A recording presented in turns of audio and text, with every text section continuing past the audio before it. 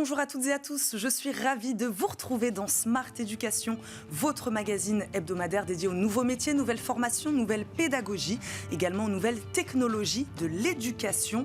Aujourd'hui, on parle des stéréotypes de genre chez les étudiants des grandes écoles. Alors non seulement ils existent, mais en plus une grande majorité continuerait de les véhiculer. C'est ce que nous apprend le dernier baromètre de l'Association française des managers de la diversité, la FMD, en partenariat avec la conférence des grandes écoles.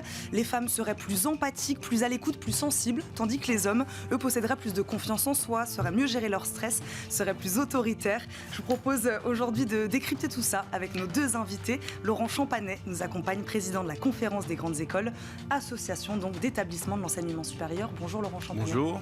Merci beaucoup d'être avec nous aujourd'hui. Tanguy Bizien nous accompagne, responsable des études de l'AFMD, une association qui agit pour encourager la diversité et l'inclusion dans le monde du travail. Ça, c'est l'AFMD. Tanguy Bizien, bonjour. Bonjour. Bienvenue dans l'émission Smart Éducation. Merci à tous les deux d'être là.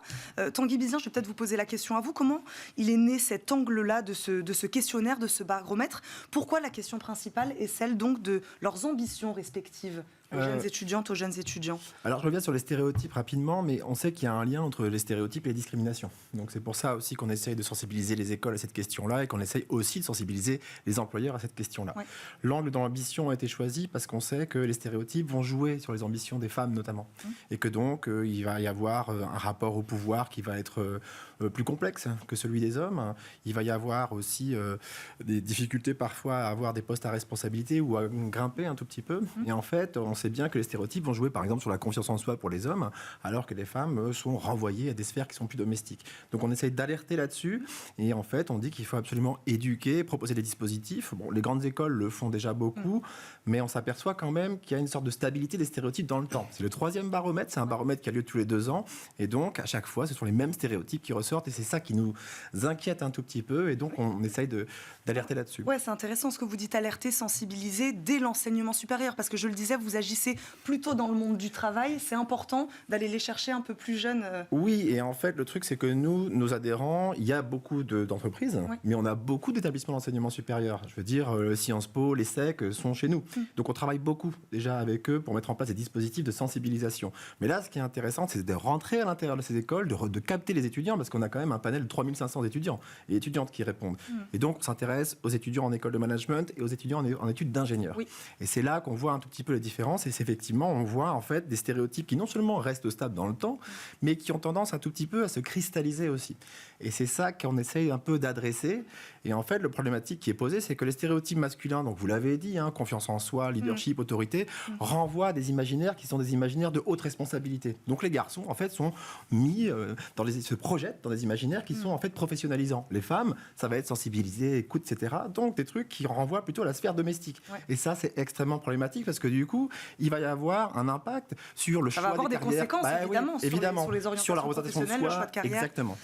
Laurent Champanet, les stéréotypes de genre, c'est quelque chose que vous constatiez, vous, dans vos établissements de l'enseignement supérieur. Enfin, j'imagine que oui, mais est-ce que vous avez été en tout cas surpris par les résultats de ce baromètre? Non, on n'est pas surpris parce que malheureusement, c'est la 3e fois qu'on le fait. Et puis effectivement, on le constate chez nous. Nous, on est on est intéressé par ce sujet-là à 3 niveaux. D'une part, parce qu'on constate que dans l'entrée dans les écoles, il y a une différence forte de taux de femmes et d'hommes. C'est particulièrement vrai pour l'ingénierie et c'est encore plus vrai pour le numérique où il n'y a quasiment pas de femmes. Ouais, donc dès le départ, il n'y a pas de femmes déjà. Le fait que nous, on ait à gérer des problématiques de rapport femmes-hommes, y compris sur le champ des violences sexuelles et sexistes dans nos écoles, et puis le fait que ce qui fait le lien commun entre toutes ces grandes écoles, c'est qu'elles forment des managers, des futurs managers, et donc on essaye d'avoir un impact sur ce qu'ils deviendront, et c'est pour ça qu'on travaille avec la FMD. Donc école de commerce, d'ingénieurs, c'est ça, les résultats ne sont pas les mêmes?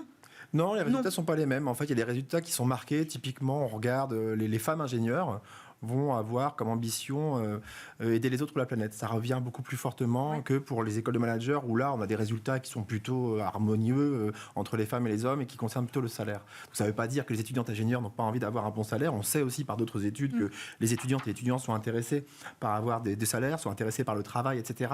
Mais effectivement, on s'aperçoit que le sens de l'ambition est en train d'évoluer. Donc ça veut dire en fait que le sens classique de l'ambition qui est salaire, évolution de carrière est pris en considération maintenant dans une ambition plus globale globale, où ces questions d'environnement, ces questions sociales, en fait, interviennent beaucoup plus aussi. Oui, parce qu'il y a la question des attentes dans ce baromètre aussi. Oui, évidemment. Oui, il y a la question des attentes et effectivement la question des projections qui est en lien avec l'ambition. Et ce qui est intéressant aussi dans cette ambition-là, c'est que la notion même d'ambition est extrêmement complexe. En fait, le sens est diffus, on ne sait pas trop le nommer, et pourtant, il est tout le temps pris en considération par les organisations, par les entreprises et par les écoles. Et donc, on essaye de se dire, la question qui est vraiment centrale du truc, c'est de se dire, en fait, il y a un résultat qui est important, c'est que les femmes se déclarent plus ambitieuses que les hommes. Oui. Ça, c'est très important pour nous parce que ça veut dire que, en fait, l'ambition n'est pas masculine, donc stéréotypée, elle est aussi féminine. Mais comment on répond à cette ambition? Comment les employeurs répondent à cette ambition, sachant qu'elles sont face à des stéréotypes de genre? Donc, c'est vraiment la question. Donc, on se dit, il faut déconstruire les stéréotypes bien en amont pour qu'une fois dans l'emploi, elles puissent en fait évoluer et faire ce qu'elles ont à faire, et ce qu'elles ont envie de faire. Et on sait aussi qu'il y a des femmes qui ne vont pas choisir certaines choses parce qu'elles vont s'auto-censurer, par exemple, dû à des stéréotypes. Donc, c'est pour ça que ça nous semble extrêmement important de sensibiliser à cette question. Il est intéressant le lien, en effet, Laurent Champanet, entre l'attrait pour la position de manager et l'ambition donc déclarée de ces étudiants, de ces étudiantes. Oui, et c'est vraiment une question d'autocensure. Hein. Moi, je vois dans l'école que je dirige, l'école d'ingénieur des arts et métiers, les jeunes femmes gagnent plus que les hommes en sortie, parce qu'elles ont des postes avec plus de responsabilités, surtout en milieu industriel. Mais dans les ambitions qu'elles ont en termes de poste et en termes de salaire, c'est pas du tout affiché. Voilà. Donc on a besoin de comprendre un petit peu d'où ça vient, parce qu'on est surpris que les étudiants eux-mêmes soient porteurs de ces éléments-là, pour essayer de déconstruire ça pendant la formation, pour essayer de rééquilibrer les choses. C'est vraiment possible de déconstruire, Laurent Champanet, donc là, on a les résultats de ce baromètre. Vous essayez, j'imagine, de sensibiliser les étudiants en leur disant, voilà, les résultats, ce qui ressort, c'est ça. Alors, c'est compliqué parce que nous, on intervient sur un temps court, c'est-à-dire de 3 à 5 ans. On sait qu'il y a des éléments qui remontent déjà à l'enfance, donc c'est assez compliqué de déconstruire. Bon, donc les grandes écoles essayent de faire des choses avec des partenaires comme la FMD. Dans toutes nos écoles, il y a des référents diversité, voire des référents égalité femmes-hommes. Il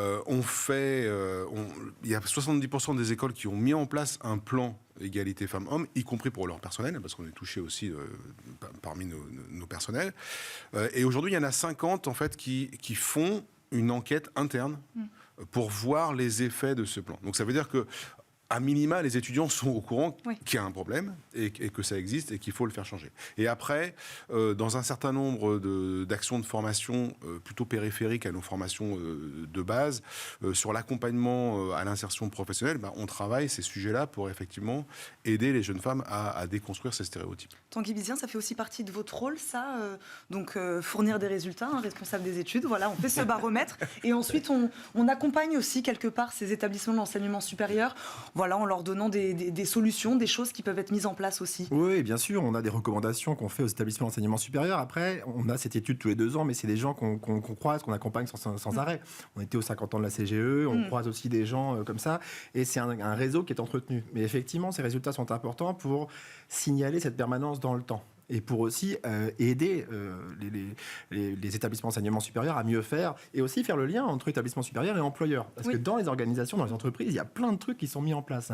Et on voit bien en fait qu'il y a un lien entre les deux.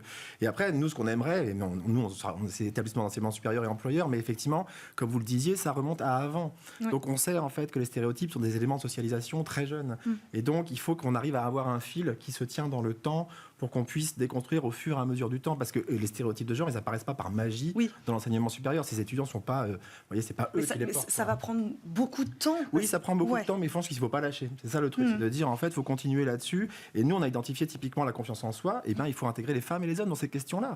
Et donc, il faut absolument adresser certains types de stéréotypes dont on sait qu'ils vont en fait poser problème aux femmes. Parce que moi, j'étais quand même assez étonnée. Je suis désolée, les femmes sont sensibles, les hommes possèdent du leadership. Enfin, je ne pensais pas qu'en 2023, des étudiants... Et c'est la réponse des étudiants, Laurent Champanet. Ça vous a, je ne sais pas, un peu surpris quand même Non, pas tellement, parce que c'est effectivement ce qu'on constate. On essaye... Alors, comme c'est un problème qui est très compliqué, on essaye aussi de se focaliser sur des petits sous-problèmes. Alors, on travaille ensemble sur la question...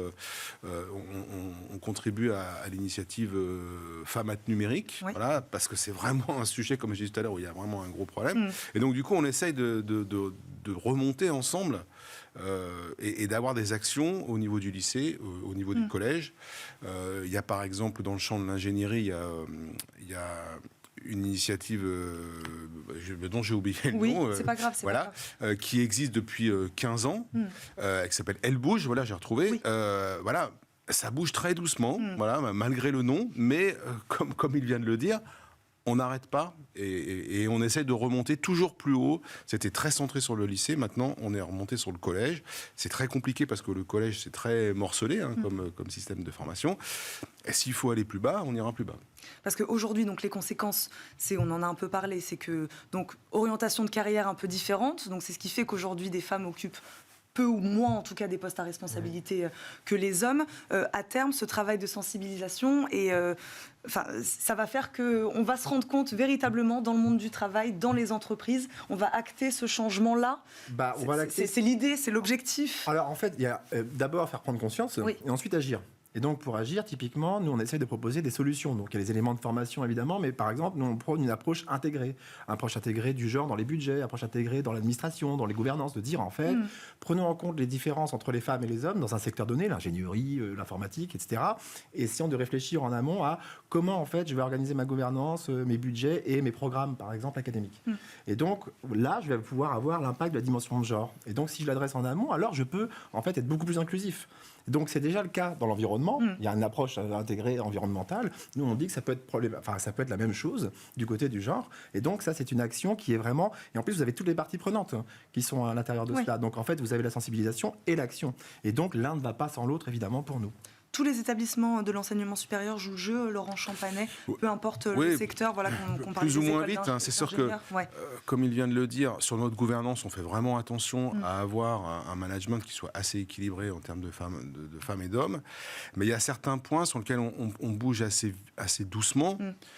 Typiquement, le corps enseignant et les viviers dans lesquels on recrute nos enseignants, qui sont des spécialistes de telle ou telle discipline, font qu'on va plus doucement sur le corps enseignant qu'on peut le faire sur le côté management, quoi. Donc on essaye de projeter à nos étudiants une image assez équilibrée en termes d'hommes et de femmes, mais là encore, ça bouge doucement. Donc, nouveau baromètre dans 2 ans encore, Tanguy Bizien, c'est ça ? Oui, nouveau baromètre dans 2 ans et on verra un tout petit peu comment ça évolue. Et après, nous, je pense qu'on va essayer de travailler cette question de l'ambition entre-temps. Et donc, on dit effectivement sur cette question de l'ambition, il faut repérer les stéréotypes. Typiquement, on a 2 stéréotypes, écoute serait féminin, conscience en soi serait masculin. Peut-être qu'on peut travailler sur ces stéréotypes spécifiques pendant 2 ans et regarder un tout petit peu ce que ça donne. En tout cas, nous, on va publier aussi côté ambition parce que c'est une notion qui nous semble extrêmement intéressante. Et encore une fois, le point central pour nous, c'est que les femmes ambitieuses, il y a des employeurs qui répondent à ces ambitions féminines. Voilà. Merci beaucoup Tanguy Bizien de nous avoir accompagnés aujourd'hui. Je rappelle, vous êtes le responsable des études de l'AFMD. Laurent Champanet, merci à vous aussi d'être venu nous voir, président de la conférence des grandes écoles. Merci beaucoup à tous les deux d'être venus nous parler des stéréotypes de genre dans l'enseignement supérieur. On continue de se battre. Merci à vous de nous avoir suivis. On se retrouve évidemment très vite pour un nouveau numéro de Smart Éducation. À très vite, salut.